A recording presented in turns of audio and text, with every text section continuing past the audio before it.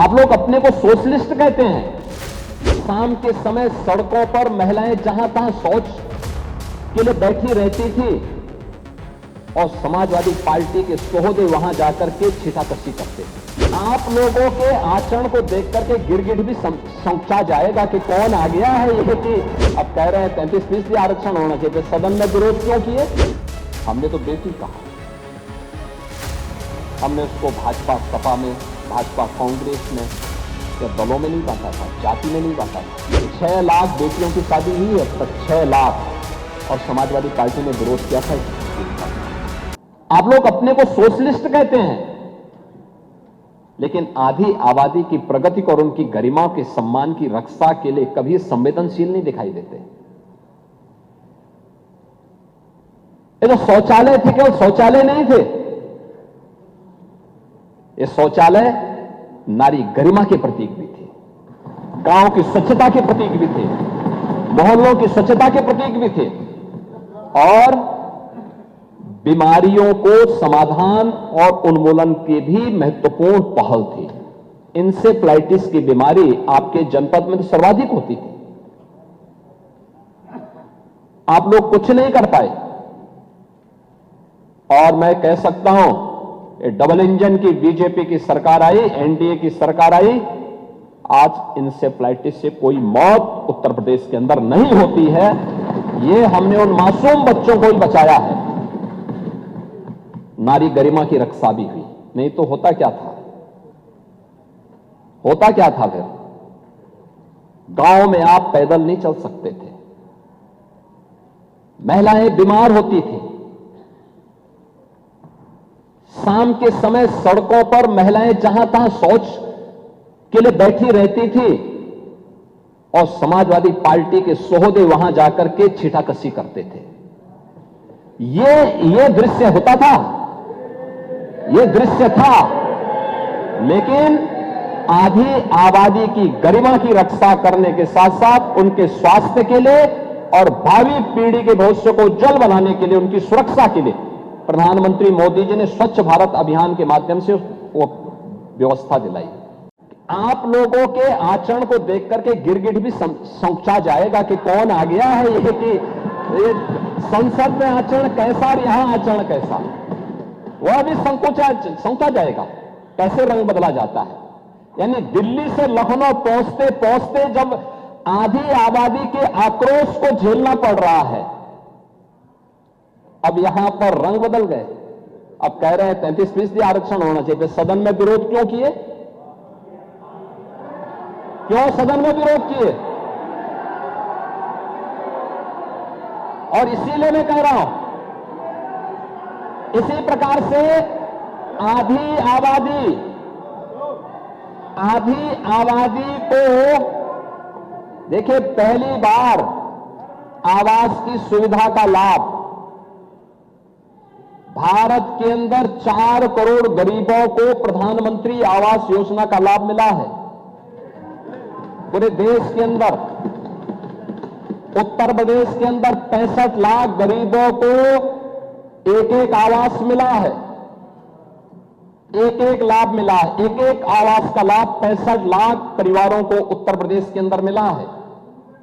और 65 लाख परिवारों को अगर आप देखें, प्रधानमंत्री आवास योजना के पहले 1.5 वर्ष में, यानी समाजवादी पार्टी की 2.5 वर्ष तक सरकार थी, 2.5 वर्ष में प्रधानमंत्री आवास योजना में एक भी आवास आप नहीं बना पाए, बल्कि भारत सरकार के प्रस्ताव का विरोध करते रहे।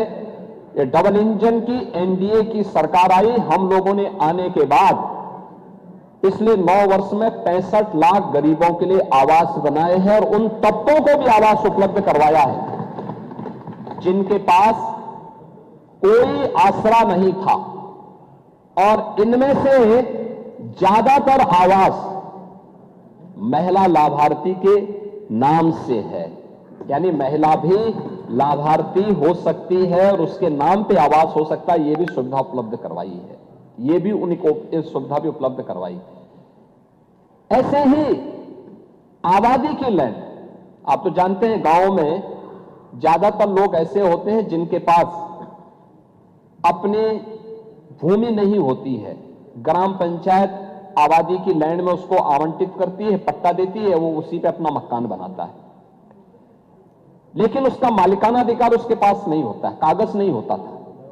पहली बार प्रधानमंत्री ग्रामीण अभिलेख के माध्यम से, प्रधानमंत्री घरौनी योजना के माध्यम से उन गरीबों को जहां पे उसका मकान है उसका मालिकाना अधिकार भी मिलेगा और वह महिला के नाम पर होगा। ये पहली बार हुआ है। ये काम कांग्रेस भी कर सकती थी, समाजवादी पार्टी भी कर सकती थी, प्रदेश में अन्य दलों की सरकारें भी कर सकती थी, नहीं किए। और मैं कह सकता हूं कि आज डबल इंजन की एनडीए की सरकार ने किया है और भारत के अंदर 3 करोड़ परिवारों को अधिकार मिला है और उनमें से 1 करोड़ से ज्यादा लोगों को केवल उत्तर प्रदेश के अंदर अधिकार प्राप्त हुआ है।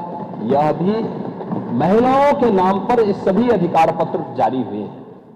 प्रदेश के अंदर नारी गरिमा के लिए उठाए जाने वाले अन्य महत्वपूर्ण कदमों में मुझे याद है 2017 में जब सरकार आई थी, हमने मुख्यमंत्री सामूहिक विवाह योजना लागू की थी। मुख्यमंत्री सामूहिक विवाह योजना, एक गरीब परिवार बेटी की शादी के लिए चिंतित न हो, समाज की भी जिम्मेदारी होती है। हमने तो बेटी कहा, हमने उसको भाजपा सपा में, भाजपा कांग्रेस में या दलों में नहीं बांटा था, जाति में नहीं बांटा था। हमने कहा बेटी की शादी के लिए, वो बेटी कोई भी हो, प्रदेश की बेटी होगी, कन्यादान मां बाप के साथ साथ सरकार के प्रतिनिधि भी जाकर के उसमें भागीदार बनेंगे, जनप्रतिनिधि भागीदार बनेंगे, जिलाधिकारी निमंत्रण पत्र छपवाएगा। ये पहली बार हुआ। ये लोकतंत्र ये है जहां जिले का सबसे बड़ा जो एडमिनिस्ट्रेटिव ऑफिसर्स है उनकी टोली उनका निमंत्रण पत्र छपवाती है और सामूहिक विवाह की योजना का लाभ मिल सके। 6 लाख बेटियों की शादी हुई है तक 6 लाख, और समाजवादी पार्टी ने विरोध किया था इस स्कीम का। समाजवादी पार्टी ने विरोध किया था, आप तब भी विरोध किए थे। कन्या सुमंगला योजना के माध्यम से जब बेटी के जन्म लेने से लेकर के बेटी स्नातक तक की पढ़ाई कर सके, समाजवादी पार्टी ने इसका भी विरोध किया। हम 25,000 रुपए पैकेज दे रहे हैं, 26 लाख बेटियों को इस योजना का लाभ मिल रहा है।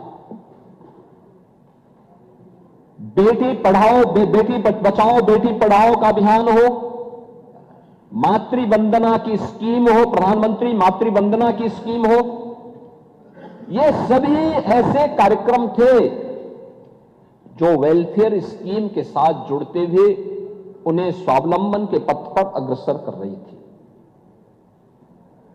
प्रधानमंत्री स्टैंड अप की योजना, प्रधानमंत्री स्टार्टअप की स्कीम, प्रधानमंत्री डिजिटल इंडिया की स्कीम, ये ढेर सारी ऐसी स्कीम थी जिसके माध्यम से नारी स्वावलंबन के कुछ आदर्श प्रस्तुत हुए। आप देखेंगे कि उत्तर प्रदेश के अंदर पीएम स्टार्टअप की स्कीम लागू होने के बाद 20,000 से अधिक स्टार्टअप स्थापित हुए हैं। और मुझे बताते हुए प्रसन्नता है कि प्रधानमंत्री स्टार्टअप की स्कीम, प्रधानमंत्री स्टैंडअप की स्कीम के अंतर्गत जो अभियान प्रारंभ हुआ उसके कारण आधे स्टार्टअप यूपी के अंदर महिलाओं के द्वारा संचालित किए जा रहे हैं और सफलतापूर्वक संचालित किए जा रहे हैं।